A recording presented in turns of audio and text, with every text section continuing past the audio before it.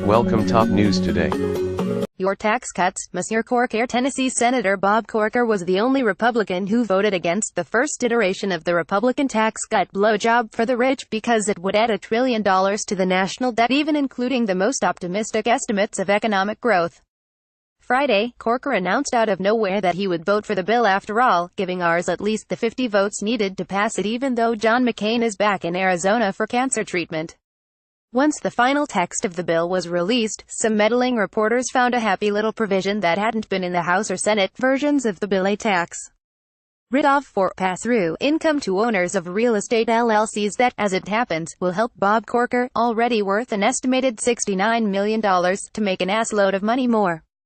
Oh, and Donald Trump will be able to deduct a lot more of his real estate income, too. Corker insists he has no idea how that provision got into the final bill, but he hasn't exactly called for it to be removed, either. In a series of brief interviews with the International Business Times, Corker's opinion of the measure morphed as rapidly as an evil alien critter in a bad sci-fi movie. First, he had no knowledge of what it even did, and said he'd need an accountant to understand it.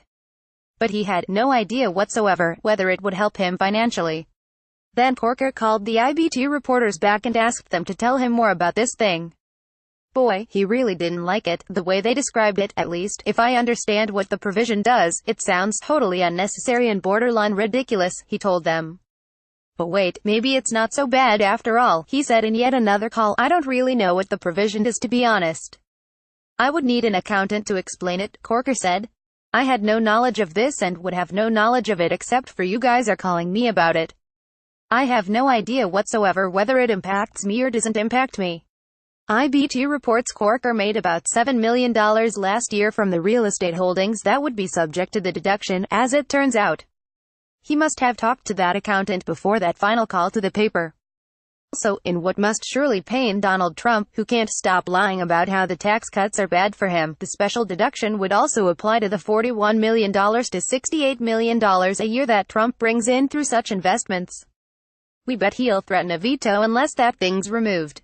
Corker is simply astonished that he's going to be much richer after changing his vote, and has written a very stern letter to Senate Finance Committee Chair Orrin Hatch, demanding answers about how this mysterious deal sweetener found its way into the bill, because this issue has raised concerns. I would ask that you provide an explanation of the evolution of this provision and how it made it into the final conference report. I think that because of many sensitivities, clarity on this issue is very important, and hope that you will respond in an expeditious manner.